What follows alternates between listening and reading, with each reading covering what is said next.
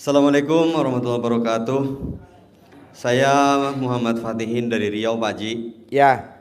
Alhamdulillah, sekian bulan bercita-cita mau ke RDAY, malam hari ini terkabul oleh Allah Subhanahu wa Ta'ala. Ya.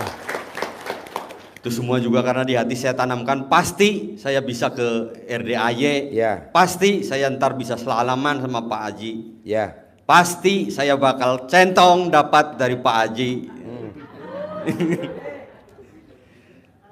Dan pertanyaan saya adalah, Pak Haji, alhamdulillah saya sudah ngamalin ilmu RDAY ini kurang lebih sekitar 3 mingguan lah, kurang lebih. Seingat saya, mulai dari pertobatan, terus bangun jam 00, sholat bersenyum, mandi, selanjutnya sholat tahajud, dan membaca Quran. Walaupun belum dapat 12 juz, saya masih sedang berusaha, mudah-mudahan insya Allah dapat nanti 12 juz, dan pasti dapat 12 juz. Dan yang ingin saya tanyakan adalah, saya masih sulit untuk membedakan antara sunat, bukan sunat, apa namanya? Jadi ingin bedain, Pak Haji, bedanya berharap sama apa sih kira-kira antara takut, khawatir, dan berharap. Takut, lu nggak boleh takut. Nggak boleh.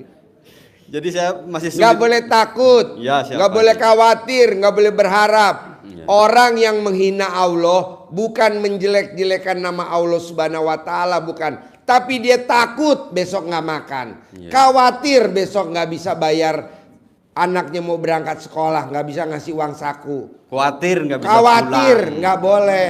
Ya, baik. Khawatir palanya nggak numbuh rambut, nggak boleh.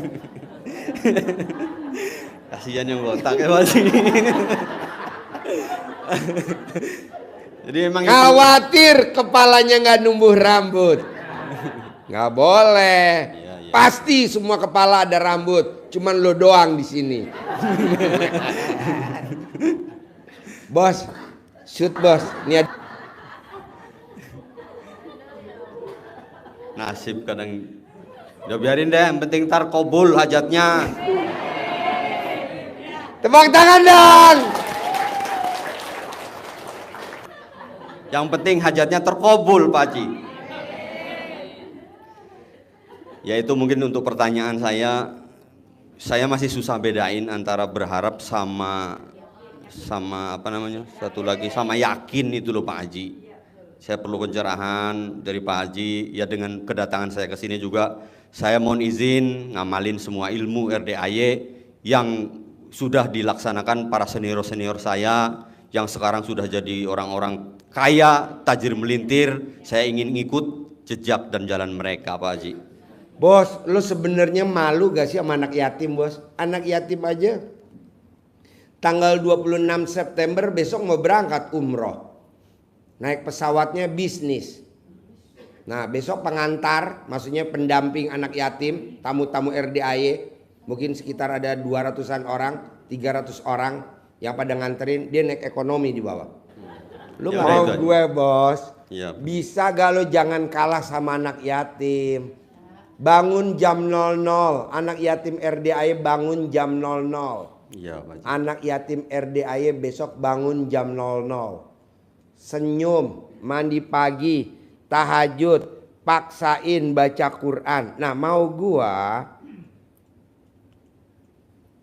maksud gua, lo harus bisa. Kalau dia bisa bangun jam 00, lo juga harus bisa gitu. Kalau dibaca Quran lo harus bisa. Ini kan banyak tamu RDAY pada japri. Pak Haji, boleh gak gue jadi pendamping? Boleh.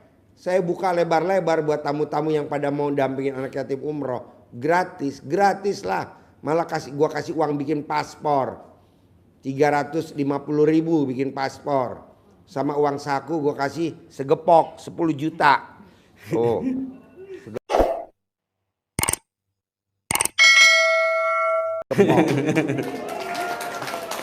Tapi mesti bangunnya jam 00 dari sekarang. Siap, bangun, senyum, mandi pagi, tahajud, paksain baca Quran. Siap, ini kan enggak. Bangunnya jam 3, jam 2. Jam 00. Kenapa? Karena kalau kita bangunnya jam 2 atau jam 3 baru bangun, nanti kita berangkat ke Masjidil Haram atau ke Madinah, ke Nabawi, udah nggak kebagian tempat. Betul gak Pak? Betul gak Bu? Siapa yang udah pernah umroh? Yang udah pernah umroh. Nah, berangkatnya jam berapa tuh kalau ke masjid? Iya, nah kalau bangunnya jam 2 belum mandi, belum rapi. Ya berangkatnya hari jam 3. Dapetnya di luar. Siapa Haji? Jadi jangan minta Pak Haji saya bisa gak ngikut. Janganlah. Lo bangun jam 00, senyum, mandi pagi, tahajud, baca Quran. Udah nanti langsung berangkat. Kita perlu banyak buat dampingin anak yatim. Jagain. Karena anak yatim yang mau berangkat kecil-kecil. 5 tahun, 6 tahun, 7 tahun. Udah Pak Haji. Udah Pak Haji. Yo, Ibu apa pertanyaannya? Assalamualaikum warahmatullahi wabarakatuh.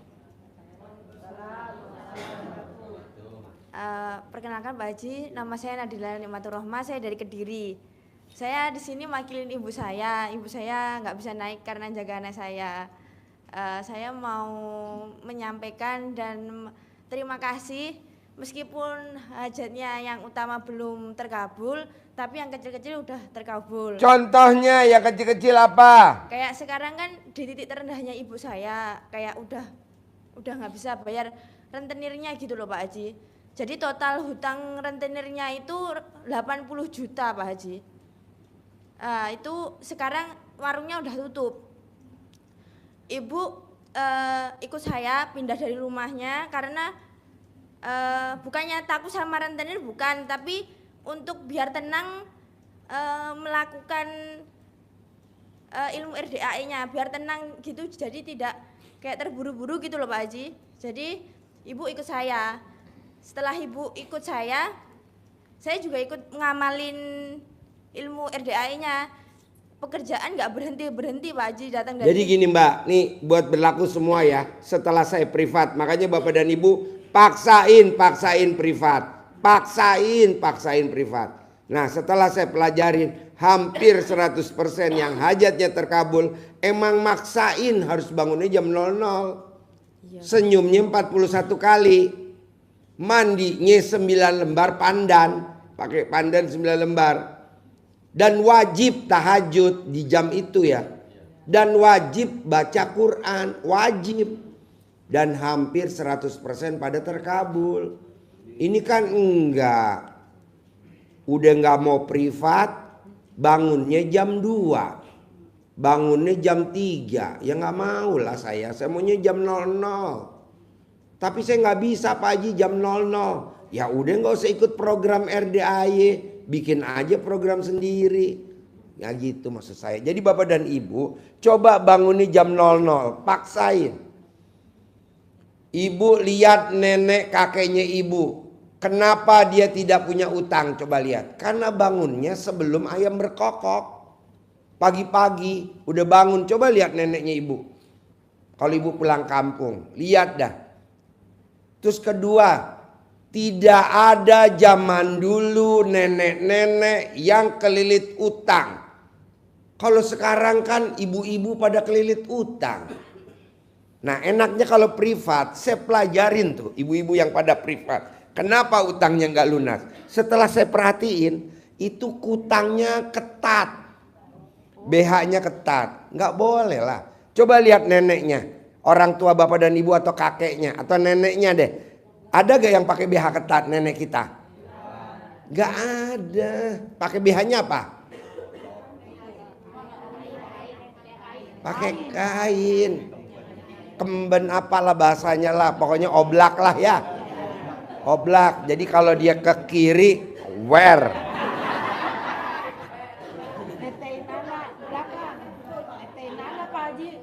Gak ada yang punya utang kan? Gak ada. Coba perhatiin kakek kita.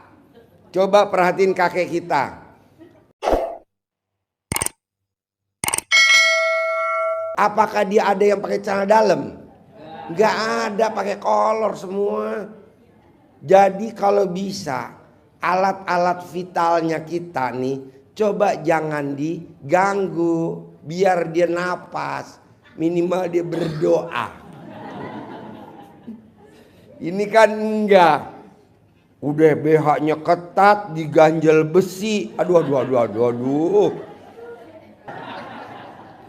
Janganlah. Jadi Bapak dan Ibu hampir 100% yang pada kelilit utang, coba perhatiin, pasti BH-nya ketat.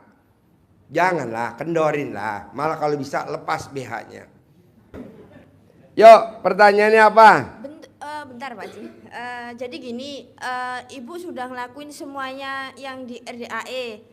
Warungnya Ibu itu, iya itu, maaf. Jadi itu warungnya Ibu 3 hari itu rame, tapi nanti 3 hari lagi kembali lagi kayak kemarin-kemarin gitu loh. Jadi kayak hutangnya itu tambah banyak gitu Pak Haji. Ya. Jadi sekarang tutup dulu sementara. Aku minta solusi Pak Haji, tempatnya tetap di situ atau pindah tempat gitu loh. Di situ aja. Yang kamu takutin apa? Kan tadi kan ilmu RDAI nggak boleh takut. Bapak dan Ibu utangnya berapa sih? Nggak lebih dari 10 miliar. Nggak mungkin. Saya yang ngajarin di Hotel Borobudur kemarin kan cair tuh 500 miliar. Nah Ibu kan nggak seberapa, jangan takut. Jangan takut Bu.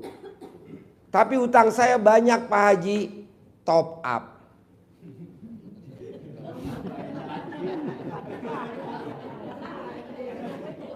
Hah? Apa? Iya biar cair lagi, top up. Tau gak top up? Utang lagi ke bank lain. Atau take over. Minjem di BRI 10 miliar, take over ke Bank Mandiri 20 miliar. Jadi yang 10 miliar bayar ke BRI kan masih ada yang 10 miliar itu kan? Ah lumayan itu namanya take over. Jadi utangnya jadi 20 miliar. Jangan kalah sama negeri Indonesia. Indonesia utangnya berapa? Ribuan triliun. Santai aja tuh. Kita baru rumah tangga utang udah sampai perceraian. Hampir di Indonesia orang yang bercerai penyebabnya cuma satu, hutang. Kasihan ya kan? Lebih baik jangan bercerai.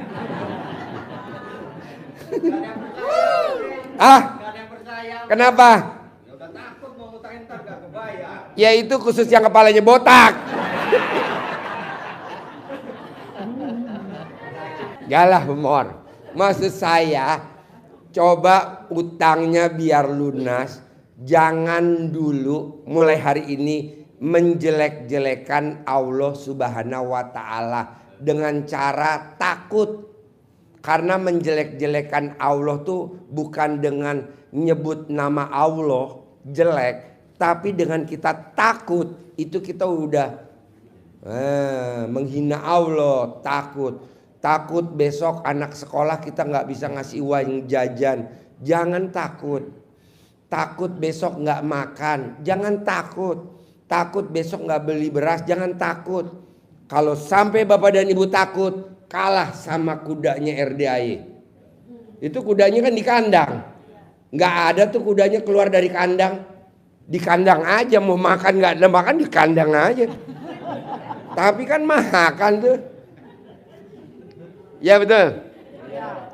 Hah?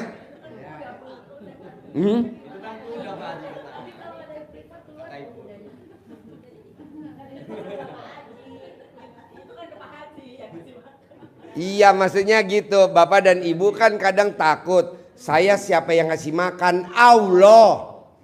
Bapak dan Ibu jangan kalah sama cicak. Cicak tuh binatang yang tidak bisa terbang. Tapi makanannya binatang terbang. Coba lihat cicak. Akhirnya terbitlah lagu. Cicak-cicak di dinding. Diam-diam merayap. Datang seekor nyamuk. Hap. Lalu kutangkap. Apa dia terbang? Enggak kan. mangap aja.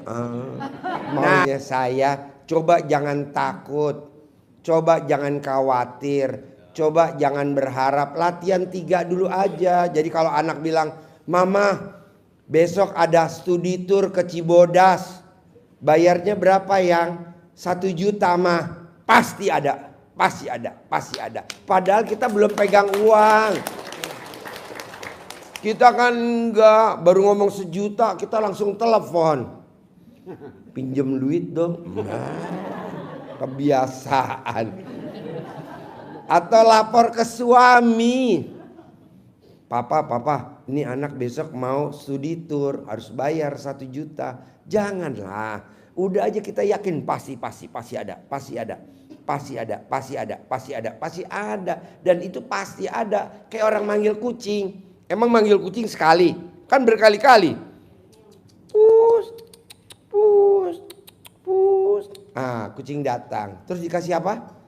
Ikan. Sehingga kucingnya makan, kita nangkep. Nah, ibu juga bilang pasti ada. Nah, ibu sedekah. Lihat rekening ibu ada berapa. Cari anak yatim kurung. Oh nggak ada, ya udah numpang ke RDAY. Bu Ai, saya titip dong sedekah. Saya mau sedekah ke anak yatim kurung. Ijab. Bener-bener nggak ada Pak Haji, SOS. Ya udah gimana caranya? Ibu cari kucing, ibu cari semut, atau ibu nyari burung di atas. Ini enggak, nyari burungnya di bawah. Burung yang mana bu? Burung.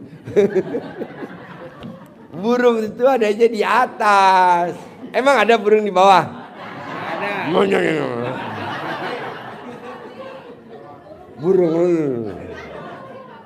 Burungnya si botak.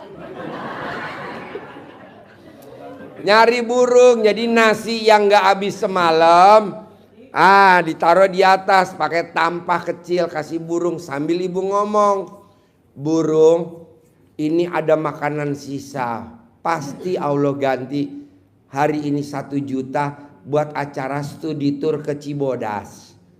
Sambil ngomong. Nah ibu turun, jangan ditongkrongin tuh burung. Karena kalau burung gak mau dipegang, dilihatin gak mau. Maunya diremes-remes. Yo, pertanyaannya apa?